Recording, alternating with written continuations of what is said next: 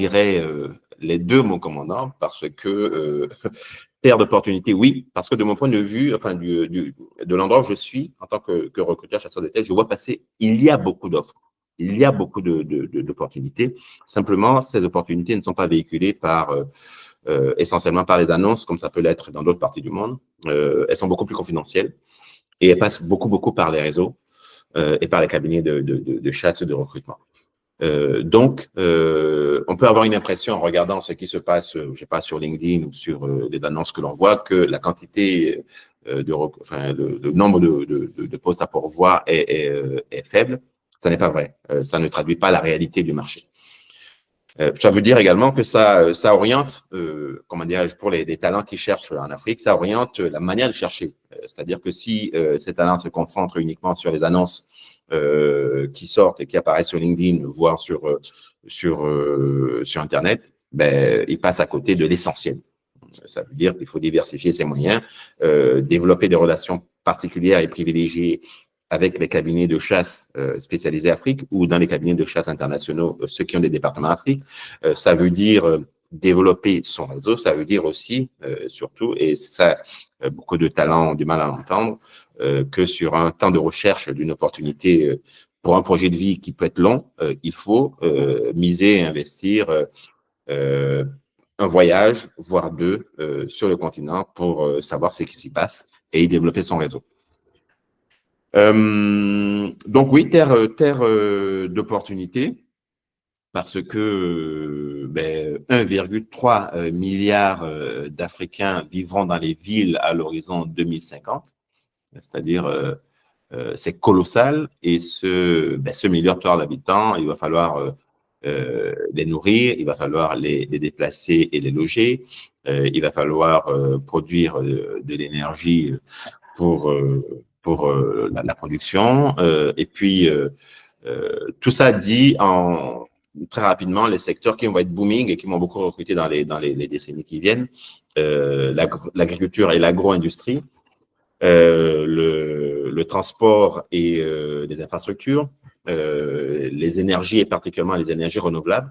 Et puis, en transverse de tout ça, tout ce qui est transformation numérique et digitale.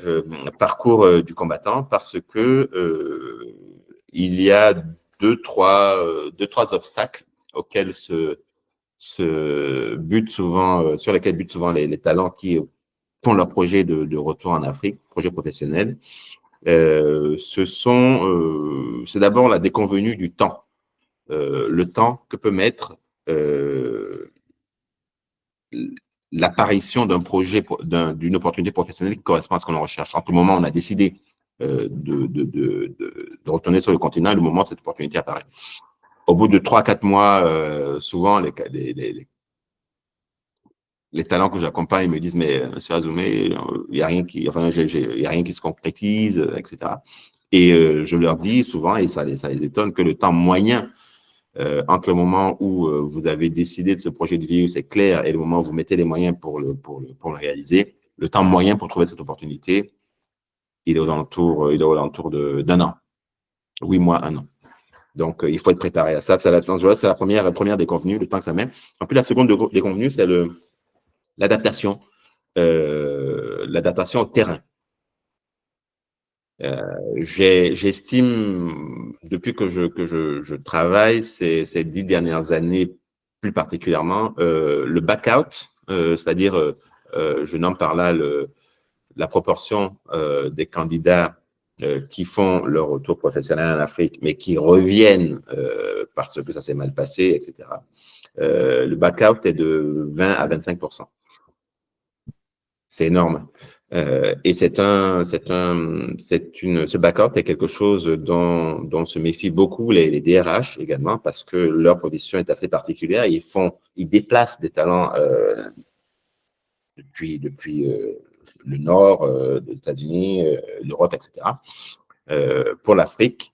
Et ils déploient toutes sortes de méthodes, d'outils et de moyens pour s'assurer, et c'est aussi une partie de notre travail, s'assurer que le candidat que l'on présente saura s'adapter aux réalités de l'Afrique qui sont particulières et qui sont challengeantes parfois.